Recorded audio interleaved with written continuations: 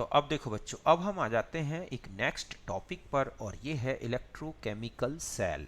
तो देखो बच्चों, इलेक्ट्रोकेमिकल सेल या गैल्वेनिक सेल ये ऐसे सेल हैं जो कि केमिकल एनर्जी को इलेक्ट्रिकल एनर्जी में कन्वर्ट करते हैं और इनमें एक स्पॉन्टेनियस रेडॉक्स रिएक्शन चलती है। यही लिखा है कि the cell which converts chemical energy into electrical energy by spontaneous redox reaction. Examples हैं जैसे लेड स्टोरेज बैटरी है, डैनियल सेल है, ड्राई सेल है, या मोबाइल में जो बैटरी आप देखते हैं। तो ये सब आते हैं किसमें बच्चों? इलेक्ट्रोकेमिकल सेल में। इनमें एक केमिकल रिएक्शन चलती है और इस प्रोसेस में केमिकल एनर्जी किसमें कन्वर्ट हो जाती है बच्चों? इलेक्ट्रिकल एनर्जी में। अब आते हैं कुछ इसके इंपॉर्टेंट फीचर्स में। तो पहला है कि electrodes are made by two different elements and suspended into different electrolytic solutions. तो इसमें दो इलेक्ट्रोड्स होंगे जो दो अलग अलग एलिमेंट्स के होंगे और इन दोनों इलेक्ट्रोड्स को दो अलग अलग इलेक्ट्रोलाइटिक सॉल्यूशन में रखा जाएगा। ये ध्यान रखें कि इसमें जिस एलिमेंट का इलेक्ट्रोड बना होता है उसी एलिमेंट का कैटाइन या एनाइन उस सॉल्यूशन में होना चाहिए।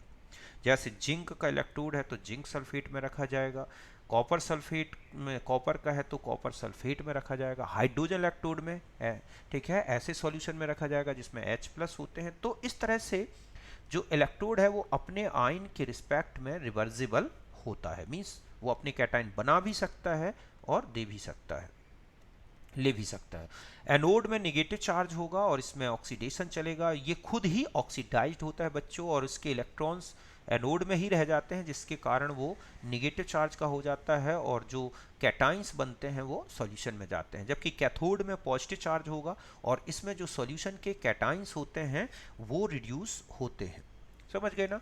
इसीलिए इसमें पॉजिटिव चार्ज रखा जाता है ताकि उसमें क्या हो जाए कि जो एनोड से इलेक्ट्रॉन आ जाते हैं वो कैथोड में आ जाएं और वो इलेक्ट्रॉन निकल के कहाँ चले जाएं? सॉल्यूशन में, जहां पर वो कैटाइन का रिडक्शन करते हैं। इलेक्ट्रोड्स को कनेक्टेड किया जाता है गैल्वेनोमीटर या एमीटर से। समझ गए ना? किससे कनेक्ट कर दिया जाता है? गैल्वेनोमीटर या फिर एमीटर से। और जो इलेक्ट्रोड कंपार्टमेंट होते हैं बच्चों, ठीक है, एंड इलेक्ट्रोड का जो कंपार्टमेंट होंगे, ये जो है इलेक्ट्रोड कंपार्टमेंट, ठीक है, इनको कनेक्टेड भी कर दिया जाता है सॉल्ट ब्रिज से। इलेक्ट्रोड कंपार्टमेंट्स क्या कहलाते हैं? जिसमें एनोड रखा है उसको बोला जाएगा एनोड कंपार्टमेंट और जिसमें कैथोड रखा है उसे बोला जाता है कैथोड कंपार्टमेंट। दोनों कंपार्टमेंट्स को सॉल्ट ब्रिज के थ्रू कनेक्टेड कर दिया जाता है। अब जो इलेक्ट्रॉन का फ्लो होता है वो देखोगे आप, एनोड से नेगेटिव पोल से पॉजिटिव पोल की तरफ, ये मतलब कैथोड की तरफ होता है एक्सटर्नल सर्किट के थ्रू, और पॉजिटिव पोल से नेगेटिव पोल की तरफ होता है इंटरनल मींस सॉल्ट ब्रिज के थ्रू। और करंट फ्लो तो हम जानते हैं जस्ट अपोजिट होगा।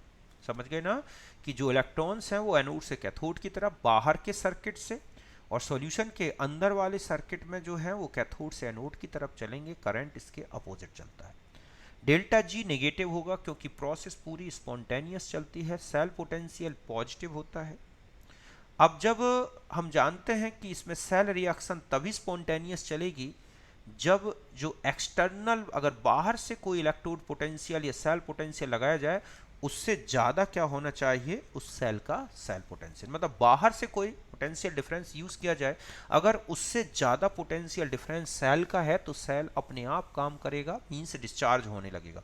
अगर दोनों बराबर हैं तो सेल रिएक्शन रुक जाएगी, इक्विलिब्रियम में हो जाएगी। और अगर एक्सटर्नल पोटेंशियल लगा दिया जाए जो कि सेल पोटेंशियल से ज़्यादा हो तो सेल रिएक्शन बैकवर्ड डायरेक्शन में चलने लगती है। तो इस तरह से ये सेल एक प्रकार के रिवर्सिबल भी हो सकते हैं, इरिवर्सिबल, जिनमें ज़रूरी नहीं है कि बाहर से एक्सटर्नल पोटेंशियल लगाएं तो सेल रिएक्शन रिवर्स ही हो जाए। बस ये है कि अगर रिवर्स हो सकती है तो एक्सटर्नल पोटेंशियल ज़्यादा लगा दें तो बैटरी चार्ज होना शुरू हो जाती है, तो वही कंडीशन बनती है।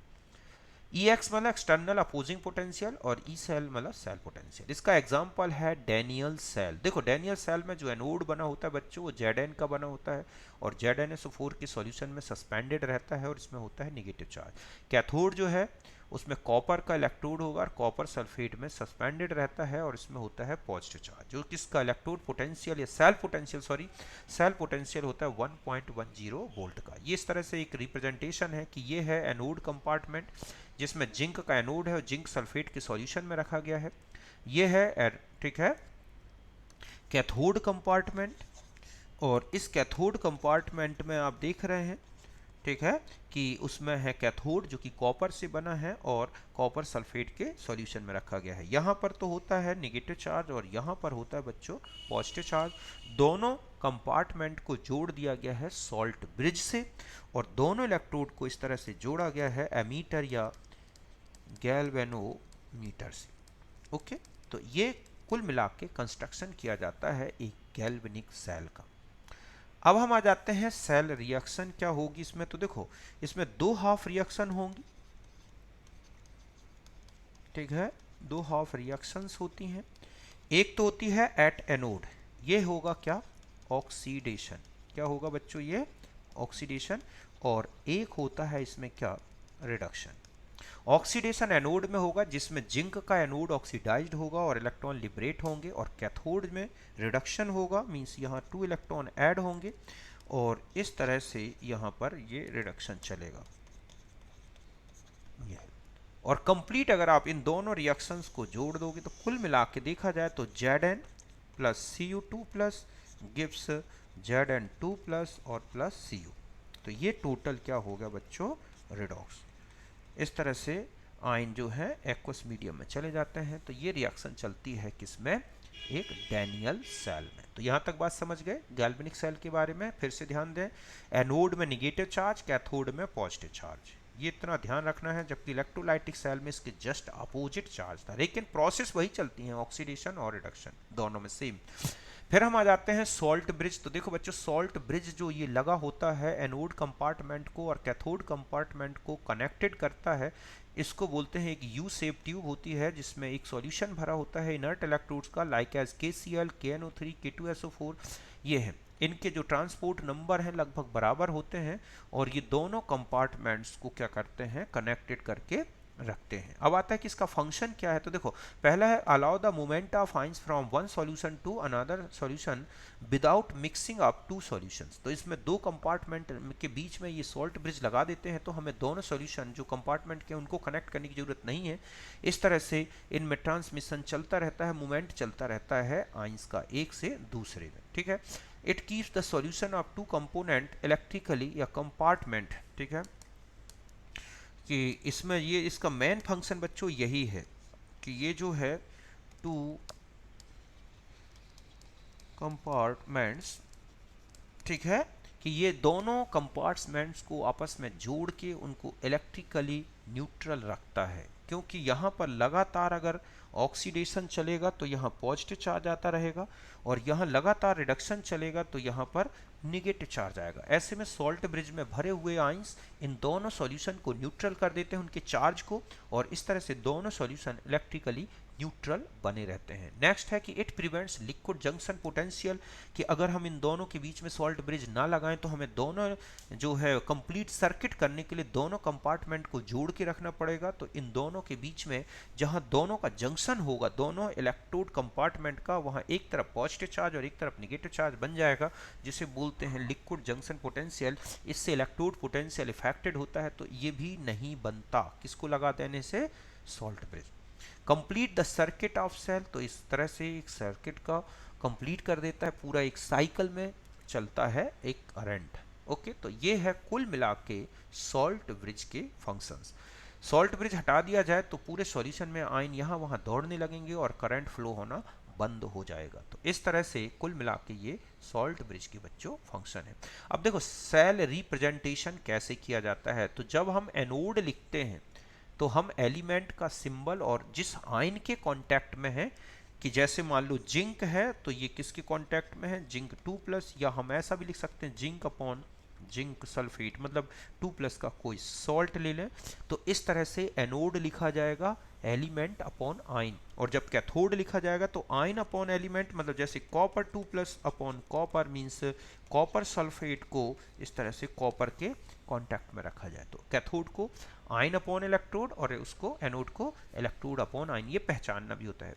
जब सेल लिखा जाता है तो ध्यान रखें एनोड को लेफ्ट में और कैथोड को राइट में लिखते हैं, दोनों के बीच में एक डबल लाइन लगाते हैं जो सॉल्ट ब्रिज को बताता है, और ये बताता है कि इंटरफेस क्या है। इंटरफेस ये है, जो लाइन है ये कह बताती है, ठीक है, इंटरफेस ऑफ, ठीक है, आयन एंड इलेक्ट्रोड। समझ गए बच्चों कि आयन और इलेक्ट्रोड की इंटरफेस को बताता है। अगर हमें इन आयन की कॉन्सेंट्रेशन भी पता है तो हम इन आयंस के साथ इनकी कॉन्सेंट्रेशन मोलर, कौन सी कॉन्सेंट्रेशन लिखी जाती है बच्चों यहाँ पर, मोलर कॉन्सेंट्रेशन, तो उसको भी लिख दिया जाता है, और इस तरह से एक कंप्लीट सेल बन जाता है। इस तरफ एनोड, ऐसे याद रखना है लाइन, ठीक है, लेफ्ट राइट, ऑक्सीडेशन रिडक्शन, ठीक है, और निगेटिव चार्ज पॉजिटिव चार्ज, ठीक है, तो left right oxidation reduction, negative charge positive charge, ये एनोड है तो ये क्या है, कैथोड। इस तरह से हमें ध्यान रखना होता है एक इलेक्ट्रोकेमिकल सेल में। जैसे डैनियल सेल लिखा जाए तो जिंक को जिंक सल्फेट के सॉल्यूशन में, तो ये एनोड हो गया, C1 उसका कॉन्सेंट्रेशन है, कॉपर सल्फेट में कॉपर का इलेक्ट्रोड रखा होता है और वो है C2। ये दोनों सॉल्ट एक्वस कंडीशन में होते हैं। अगर गैस इलेक्ट्रोड लिखते हैं तो गैस डायरेक्ट सॉलिड इलेक्ट्रोड नहीं बना सकती, तो किसी मेटल पर एब्जॉर्ब की जाती है, तो जिस मेटल पर एब्जॉर्ब हो रही है उसका सिंबल और किस उसके जो है इंटरफेस को लिखा जाए, H2 गैस कितने ATM पर एब्जॉर्ब है और किस सॉल्यूशन में जहाँ H+ है उसकी क्या कॉन्सेंट्रेशन है। अगर हम कैथोड लिखें इसी गैस इलेक्ट्रोड का, तो कैथोड में ये आयन हो गया, फिर हाइड्रोजन और उसका इलेक्ट्रोड। ओके, अगर हमें कॉन्सेंट्रेशन जैसे दे रखी है जिंक अपॉन जिंक सल्फेट 0.01, तो कॉपर सल्फेट 0.01, इस तरह से भी कॉन्सेंट्रेशन आपको मोलारिटी में लिखी हुई दिखाई देंगी। यहाँ तक बात क्लियर है। तो इस तरह से लिखा जाता है कोई भी एक इलेक्ट्रोकेमिकल सेल, उसका रिप्रेजेंटेशन। अब देखो बच्चों, अब आता है electrode potential. Electrode potential actually क्या होता है, potential difference developed between metal and it's solution, या इलेक्ट्रोड एंड इट्स सॉल्यूशन, बल्कि मेटल की जगह मैं ये कर दूं कि जो पोटेंशियल डिफरेंस डेवलप होता है, और वो डिफरेंस होगा कहां पर बच्चों, इलेक्ट्रोड एंड इट्स, ठीक है, सॉल्यूशन, कि इट्स आयन सॉल्यूशन या आयनिक solution.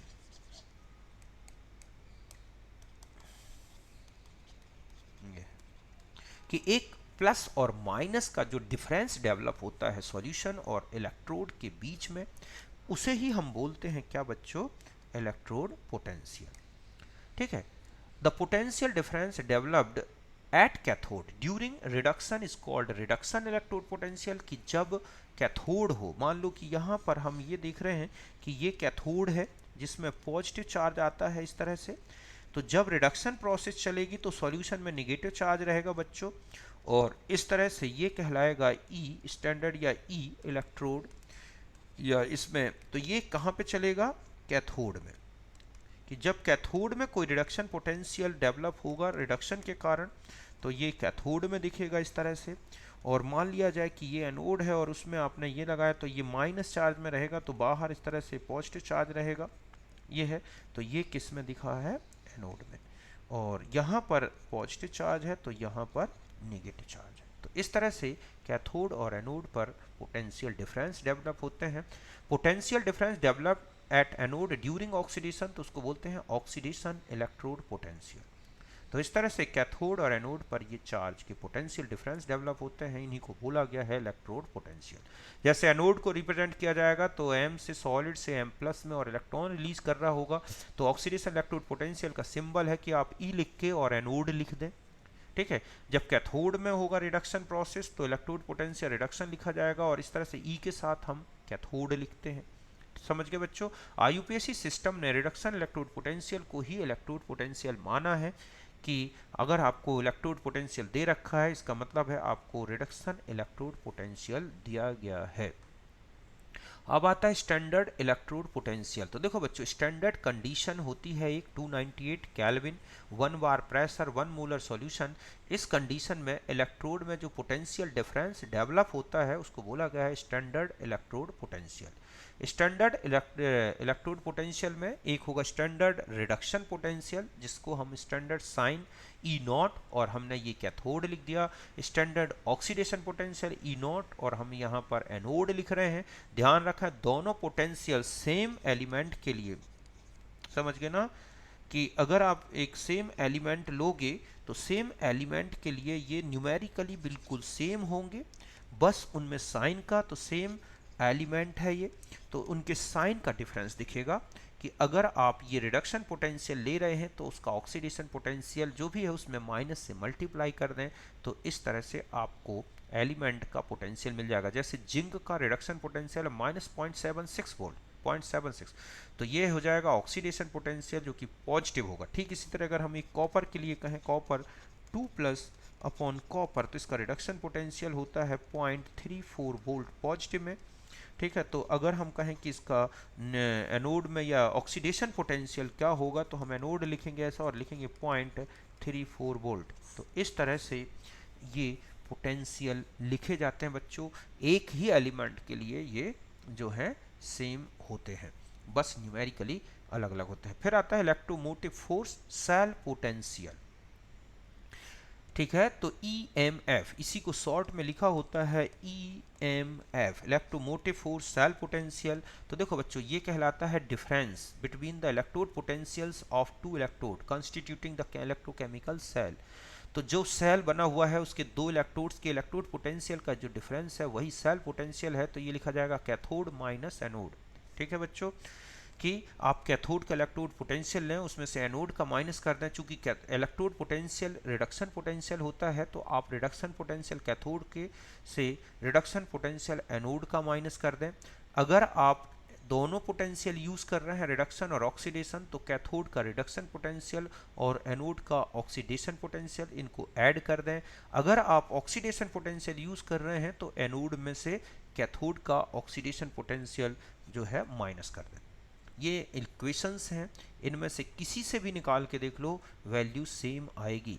If given only electrode potential of different electrodes, ठीक है, और अब आपको बताना हो कि सेल पोटेंशियल कैसे निकलेगा, तो ध्यान रखें कि ऐसा इलेक्ट्रोड जिसका इलेक्ट्रोड पोटेंशियल या रिडक्शन पोटेंशियल क्या हो बच्चों, लोअर वैल्यू में हो, हमेशा वो एनोड की तरह वर्क करेगा। मतलब अगर एक पॉजिटिव है और एक निगेटिव दे रखा है, तो जिसमें पॉजिटिव है वो कैथोड और जिसमें निगेटिव है वो एनोड।